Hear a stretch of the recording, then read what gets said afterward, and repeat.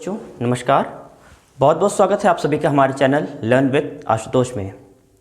बच्चों अपनी पिछली सीटेट की क्लासेस में हमने डिस्कस किया था फूड से रिलेटेड, और फूड के बारे में जितनी भी नॉलेज थी हमने आपके पिछली क्लासेस में डिस्कस कर दिया। उसको आप जाके वीडियो को देख सकते हैं। इसी सीरीज़ में हम आगे बढ़ते हैं अपने साइंस की सीरीज़ को लेकर। अगला जो हमारा टॉपिक सीटेट के पेपर 2 में आपके साइंस में पूछा जाता है वो आपका पूछा जाता है मटेरियल्स ऑफ डेली यूज़। आपके डेली यूज़ में यानी कि दैनिक जीवन में इस्तेमाल आने वाली क्या वस्तुएं हैं, उनसे क्वेश्चंस आपके बनते हैं सीटेट में। और इसी क्रम में सबसे पहले जो टॉपिक हमने यूज़ उठाया है वो आपका क्या है, फाइबर टू फैब्रिक। पिछले क्लास में हमने फूड डिस्कस किया। हमें जीवन जीने के लिए मुख्यतः किन चीज़ों की आवश्यकता है, वो हमारी है रोटी, कपड़ा और मकान। भोजन के बारे में हमने डिस्कशन कर लिया। अब हम कपड़े की तरफ चलते हैं। ठीक है, कपड़े में सबसे पहले बात आती है बच्चों, वो आती है कि why do we need clothes. Why do we need clothes, हमें कपड़े क्यों चाहिए भाई, हमने ये शर्ट पहन रखी है, इसकी मुझे क्या ज़रूरत है। तो बच्चों आपको पता है कि सबसे पहले इसमें जो वर्ड आता है फॉर प्रोटेक्शन, यानी कि टू प्रोटेक्ट। प्रोटेक्ट मीन्स रक्षा करना या फिर सुरक्षा करना। किससे करना भाई, अब कपड़े हमारी सुरक्षा करते हैं कहाँ से, हीट, जो सूरज से रोशनी हमारे शरीर पर पड़ती है, हीट, कोल्ड, या फिर आप कह सकते हैं विंड, रेन, इसके अलावा इंसेक्ट्स। ठीक है, और भी बहुत से कारण हो सकते हैं। ठीक है, कपड़े पहनने के बहुत से कारण होते हैं। Mainly we need clothes to protect ourselves from heat, rain, cold, insect and wind. ठीक है, बहुत से कारण हो सकते हैं, सबके अलग अलग हैं। मेनली ये आपके क्लोथ्स हमें इसलिए चाहिए ताकि हमें सर्दी, गर्मी और बरसात और कीड़े मकोड़ों से बचा सके। बात आती है फाइबर टू फैब्रिक, यानी कि कपड़े हमें मिले उससे पहले हम ये जाने कि कपड़े हमें मिलते कहाँ से हैं, कैसे हैं, उन सारी चीज़ों के बारे में एक एक करके हम डिस्कस करेंगे। पहला जो टर्म हमने यहाँ पे ले रखा है फाइबर। फाइबर मीन्स होता है रेशा या फिर रेशे। ठीक, और फैब्रिक का मीन्स होता है आपका कपड़ा। रेशों से ही आपके कपड़े बनते हैं। अपने आसपास जितनी भी चीज़ें आप देखोगे, चाहे हमने शर्ट पहन रखी है, हमारे घर में बगल में खिड़की पे, दरवाजे पे पर्दे टंगे हुए, कर्टन्स, बेडशीट हमने बिछा रखी है, पिलो का कवर है। ठीक है, जितने भी कपड़े आपके घर में है, टॉवल है, सब कुछ है, शर्ट पैंट, वो सारी चीज़ें क्या है, जिन मटेरियल से बनकर बनी होती है उसी को हम क्या कहते हैं, रेसे। ठीक है, आप कोई कपड़ा फट गया होगा तो उसमें देखोगे धागे धागे निकलते हुए आपको मालूम पड़ेंगे। तो ये जो धागे निकलते हैं ये क्या है, यही आपके फाइबर है, यानी कि रेसे। और इन्हीं रेशों से हम बनाते हैं फैब्रिक, यानी कि कपड़े। अब बात आती है कि ये फाइबर्स हमको मिलते कैसे हैं।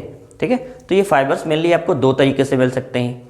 एक तो आपको नेचुरली मिलेंगे और एक दूसरे आपको सिंथेटिकली मिलेंगे। ठीक है, नेचुरली जो फाइबर हमें मिलते हैं, ठीक है, नेचुरल जो फाइबर्स होते हैं, इनमें आपके क्या आते हैं, आपको इसमें मिलेगा कॉटन,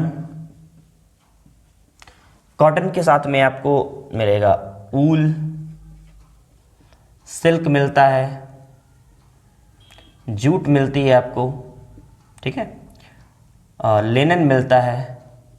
ये आपको नेचुरली अकरिंग प्रोडक्ट्स हैं जो आपको फाइबर्स से मिलते हैं। अब नेचुरली आपको दो चीज़ें मिलते हैं, इसमें तो हमने सारी चीज़ें मिक्स करके रखा है। अगर इसी चीज़ को हम थोड़ा सा और एलेबोरेट करें, यानी कि और ब्रॉड वे में डिस्कस करें, तो इसमें दो तरह के फाइबर होते हैं। एक होते हैं आपके प्लांट फाइबर्स, ऐसे फाइबर्स हैं जो हमें प्लांट से मिलते हैं, और दूसरे होते हैं आपके एनिमल फाइबर्स। ऐसे फाइबर्स यानी कि those fibres which we obtain from animals are called animal fibres. Plant fibres में आपके क्या आते हैं, इसमें आपको मिल जाएगा प्लांट से आपको जूट मिलता है, कॉटन है, आपको पहले ही हमने डिस्कस किया हुआ है, लिनन है, ठीक है, कॉयर है। एक एक करके इसे भी हम एक एक करके क्या डिटेल में थोड़ा सा डिस्कस करेंगे। एनिमल फाइबर में आपको क्या मिल जाता है, सिल्क मिल जाता है, ऊल मिल जाता है। ठीक है, बस मेनली ये दो चीज़ें जो हमें एनिमल फाइबर से मिलते हैं। ठीक है बच्चों, तो ये हमारे हो गए बच्चे प्लांट के फाइबर्स और एनिमल्स के फाइबर। प्लांट फाइबर में अगर हम देखते हैं आपके कॉयर, ये कॉयर हमको मिलता है किससे? ये कोकोनट से मिलता है, कोकोनट से मिलता है। दूसरी चीज आपको बता दें, जितने भी प्लांट फाइबर्स होते हैं इन सभी प्लांट फाइबर्स में होता है सेल्यूलोज, सेल्यूलोज होता है, और सेल्यूलोज एक तरह का कार्बोहाइड्रेट्स है। पिछली क्लास में भी हमने डिस्कस किया था कि जो फूड होते थे वो फूड में जो सेल्यूलोज होते थे वो क्या है, वो ज़्यादातर एनिमल्स में पाए जाते हैं, क्योंकि उनका डाइजेस्टिव सिस्टम थोड़ा सा कॉम्प्लेक्स होता है, उसको डाइजेस्ट करने के लिए एनिमल की बॉडी ही क्या है, एडेप्टेड होती है। सेकंड चीज़ आपको बता दें, ये नेचुरल फाइबर्स हो गए। सेकंड आपका आता है सिंथेटिक। सिंथेटिक का मतलब क्या होता है बताते हैं आपको।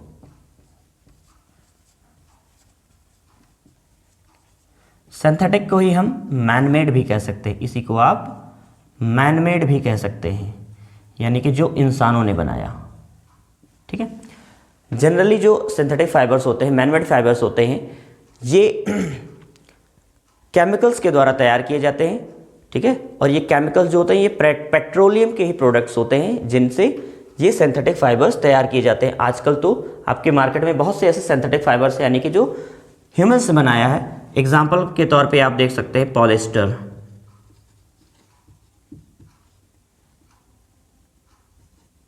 नायलॉन, ठीक है, रेयॉन, ETC, बहुत से ऐसे हैं। ठीक है, जो सिंथेटिक फाइबर्स है, यानी कि मैन मेड फाइबर्स है, जिन्हें हम केमिकली प्रिपेयर करते हैं, बनाते हैं।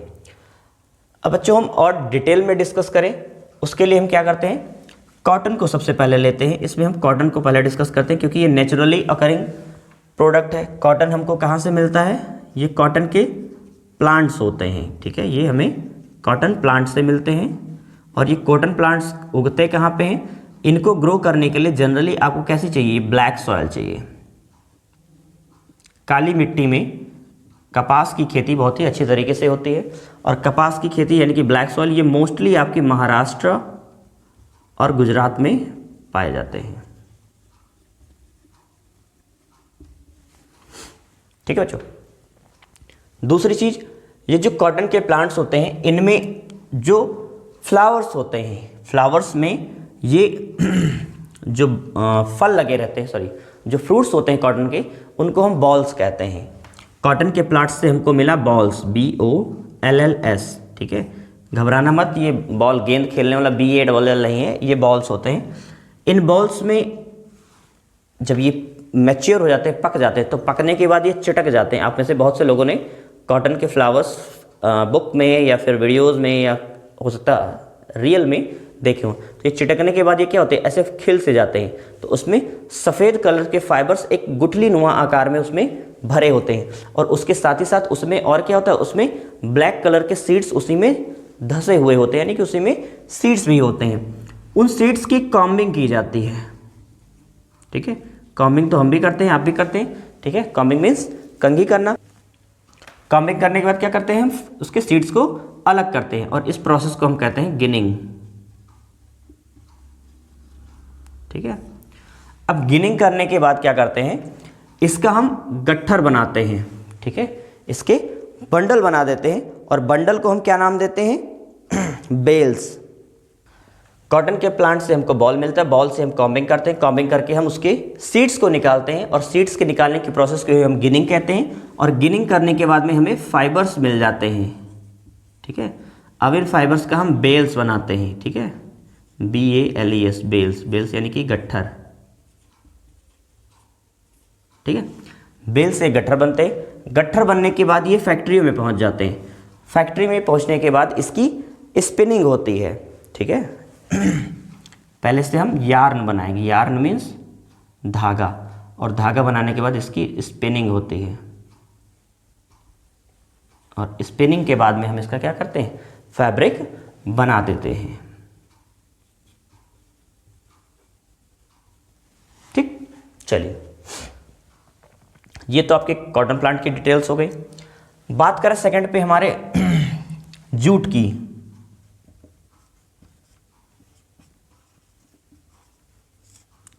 जूट जो होता है बच्चे, ये एक तरह का पौधा होता है जिसे हम काट करके पानी में काफ़ी दिनों के लिए दबा देते हैं, ठीक है, पानी में डाल देते हैं, उसी में सड़ता है।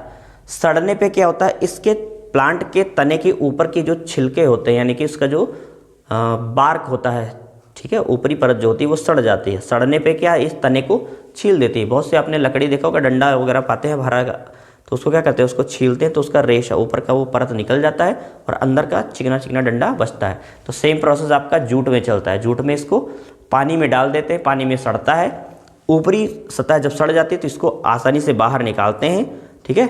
निकालने के बाद क्या करते हैं, इसको छील के निकाल के सुखा करके, सुखाने के बाद में इसको क्या, उससे रोप्स और रस्सियाँ वगैरह बनती हैं।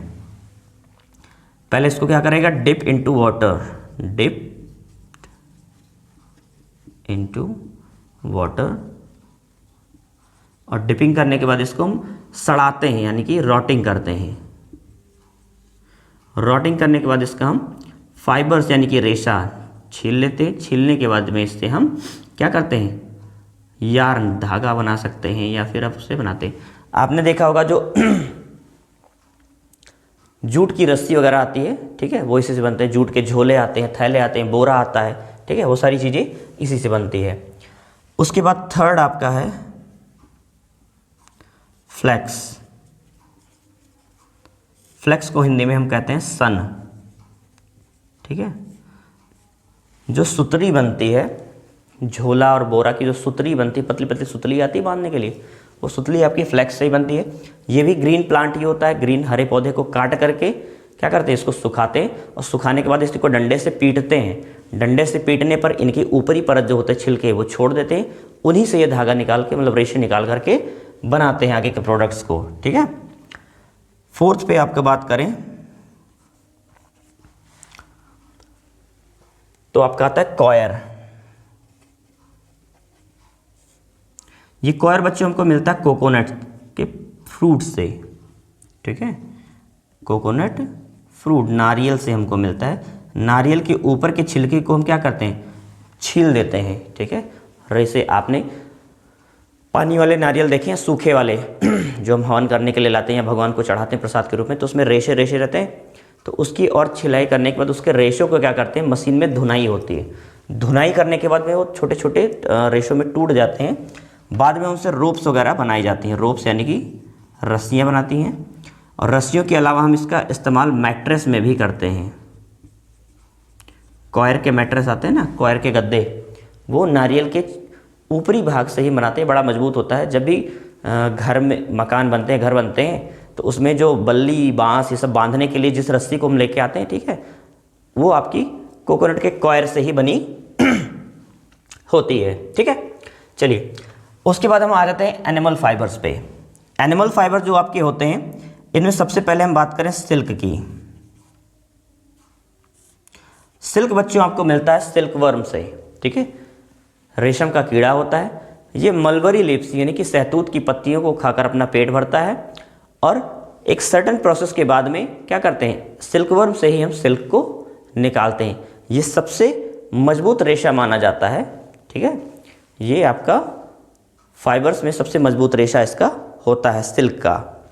इसके अलावा बात करें बच्चों हम ऊल की, तो ऊल आपको पता ही है, ऊल यानी कि ऊन। ऊन हमको कहाँ से मिलता है, ये हमको शीप से मिलेगा। सिल्क हमको मिलता है सिल्क वर्म से। और इसके अलावा सेकंड चीज़ हमको मिलती है ऊल। ऊल यानी कि ऊन, ये हमको मिलती है कहाँ से, शीप से मिलेगी, भेड़ से। भेड़ के अलावा आपको पहाड़ी बकरियां होती, गोट से मिलेंगी, याक से मिलेगा, ठीक है। इन तीन चीज़ों से आपको क्या है, ऊल मिलता है, ऊन। और ऊन से ही हम वुलन क्लॉथ्स बनाते हैं, ठीक है। वुलन क्लॉथ्स बनाते हैं ताकि ये हमको सर्दी से बचा सके, क्योंकि जो ऊल होता है, ऊन, ये इन जानवरों के बाल ही होते हैं जो इनको ठंड से बचाते हैं। और उसी से हमारे लिए क्या बनाया जाता है, ऊल के यार्न बनाए जाते हैं, जिससे हमारे स्वेटर वगैरह बनते हैं, सारी चीज़ें। नेक्स्ट आपसे डिस्कस करते हैं सिंथेटिक। सिंथेटिक फाइबर्स जो होते हैं,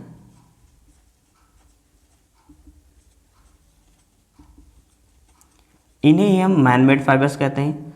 और मैन मेड फाइबर्स जो होते हैं, ये केमिकल प्रोसेस के थ्रू प्रिपेयर करते हैं। केमिकली इनको हम बनाते हैं और केमिकली ये ज़्यादातर पेट्रोलियम के प्रोडक्ट्स आपके होते हैं। अब सिंथेटिक फाइबर्स को बनाने की ज़रूरत क्या पड़ी? अब इसको बनाने की ज़रूरत यही है कि ये कॉटन यानी कि जो नेचुरल फाइबर्स होते हैं उनके अपेक्षा ये ज़्यादा मजबूत होते हैं, लॉन्ग लास्टिंग होते हैं, ठीक है, लाइट इन वेट होते हैं, हल्के होते हैं। तो सबसे पहला पॉइंट हम क्या लिखेंगे इसमें? Highly durable, highly durable. Second में लिख सकते हैं long lasting, long lasting. Third आप कह सकते हैं कि ये लाइट वेट रहता है, लाइट वेट रहता है। फोर्थ कह सकते हैं चीप इन प्राइस, ठीक है, नेचुरल की अपेक्षा ये सस्ते पड़ते हैं, बट क्वालिटी वाइज ये कंफर्टेबल नहीं होते, ये आपको पहनने में उतने आरामदेह नहीं होते हैं जितने आपको नेचुरल फाइबर्स के बने हुए कपड़े पहनने में आरामदेह होते हैं। ये सस्ते ज़रूर होते हैं। इसकी एक ड्रॉबैक है, ये हाईली इन्फ्लेमेबल होता है, ठीक है, हाईली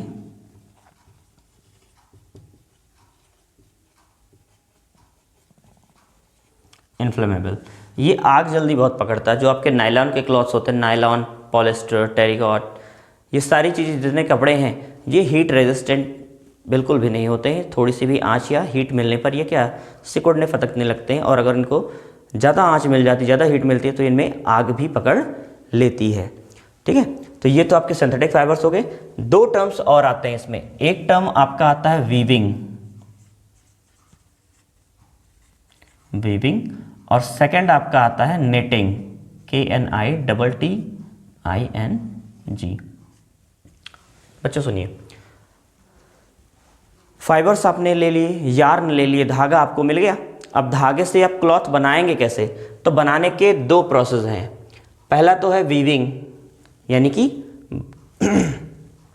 इसमें दो सेट ऑफ यार्न होते हैं। इसमें यार्न के दो सेट होते हैं, दो सेट यार्न होता है। धागे की दो सेट चलते हैं जो परपेंडिकुलरली इस तरह से क्या है, मशीनों के द्वारा इसको बुना जाता है। और इसको बुनने के लिए जिस मशीन का इस्तेमाल करते हैं उसको हम कहते हैं लूम, LOOM। लूम का इस्तेमाल करके इसकी बुनाई करते हैं। ये हाथ से भी हो जाता है और मोटर्स की मदद से इसको हाई स्पीड में भी क्या है, बुना जाता है। और सेकंड चीज़ जो इसमें आता है आपका निटिंग। निटिंग मीन्स होता है बुनना। आपने देखा होगा कि मम्मी वगैरह क्या करती हैं, स्वेटर बुनती हैं, तो स्वेटर बुनने के लिए निटिंग का इस्तेमाल सलाई से बुना जाता है ना। सलाई जानते होंगे, देखे होंगे घर पे।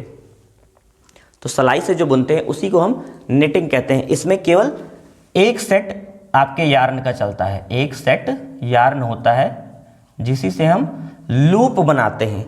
लूप बनाते हुए यानी कि इसको पिराया इसमें, इसको पिरोया उसमें, ऐसे ऐसे मम्मी लोग बनाते हैं, हमको तो नहीं आता है, ठीक है। तो ये पिरो करके लूपिंग टेक्निक से इसको बुना जाता है। ज़्यादातर स्वेटर्स या फिर जो आपके वुलन क्लॉथ्स होते हैं वो आपके निटिंग यानी कि बुनाई के द्वारा ही बनाए जाते हैं, ठीक है।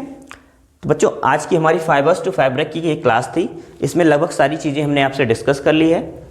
नेचुरल और सिंथेटिक दो तरीके से आपको फाइबर मिलते हैं और उन फाइबर्स से हम क्या बनाते हैं, फैब्रिक बनाते हैं। नेचुरली अकरिंग आपके दो तरह के फाइबर्स होते हैं, एक प्लांट फाइबर होता है, दूसरा आपका एनिमल फाइबर होता है। जो प्लांट फाइबर होते हैं उनमें हमको जूट मिलता है, cotton, Lenin, coir. Jute means आपका पटसन, इसको हम पानी में सड़ाते हैं, सड़ा के इसके रेशों को निकाल करके हम बोरा, रस्सी आदि बनाते हैं। कॉटन मीन्स कपास, ये इसे उगाने के लिए काली मिट्टी चाहिए। काली मिट्टी आपके महाराष्ट्र और गुजरात में पाई जाती है। साथ ही साथ इसमें से सीड को कॉम्बिंग के द्वारा निकाला जाता है और कॉम्बिंग से निकालने की प्रोसेस को, सीड के निकालने की प्रोसेस को हम गिनिंग कहते हैं। और गिनिंग करने के बाद में हम फाइबर्स निकालते हैं। फाइबर्स का फिर हम गट्ठर यानी कि बेल्स बनाते हैं। बेल बनाने के बाद उसकी यार्न, धागे बन जाते हैं। धागे बनाने के बाद उसको हम स्पिनिंग करते हैं और स्पिनिंग के बाद हमको फैब्रिक मिल जाता है। एनिमल फाइबर की बात करें तो बच्चों हमको सिल्क और ऊल मिलता है। सिल्क हमको मिलता है सिल्क वर्म से और ऊल मिलता है हमको ऊन, भेड़, बकरी और याक, पहाड़ी बैल आदि से हमको मिल जाता है।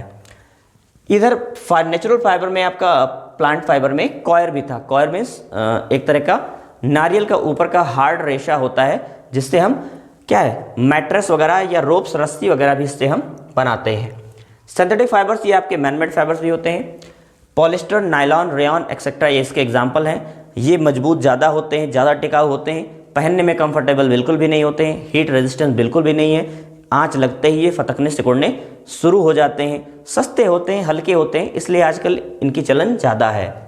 ये केमिकली बनाए जाते हैं, most of the petroleum products के द्वारा ही सिंथेटिक फाइबर्स को बनाया जाता है। ये सारी चीज़ें आपको हमने डिस्कस कर दी। उसके बाद 2 टर्म हमने समझाया आपको, वीविंग और निटिंग। वीविंग में 2 सेट आपके चलते हैं यार्न के, और निटिंग में 1 सेट यार्न का चलता है। ठीक है, दोनों के अपने अपने तरीके हैं। ठीक है, धागे बनाते थे आपके, उसके 2 और पुरानी विधियां हैं। एक तो आपके पास होनी चाहिए तकली, ठीक है, तकली, और दूसरा होता है चरखा। तकली और चरखा का इस्तेमाल करके भी आप धागे बना सकते हो, और धागे बनाने के बाद उसकी आप बुनाई करके कपड़े बना सकते हो, यानी कि फैब्रिक बना सकते हो। लेकिन ये बहुत ही लॉन्ग टाइम प्रोसेस है, पहले ज़माने में होता था, अब इनका इस्तेमाल नहीं होता है। चरखे का इस्तेमाल बापू जी, हमारे गांधी जी क्या है, कपड़ा बनाने के लिए इस्तेमाल करते थे। आज की क्लास हमारी यहीं तक रहेगी।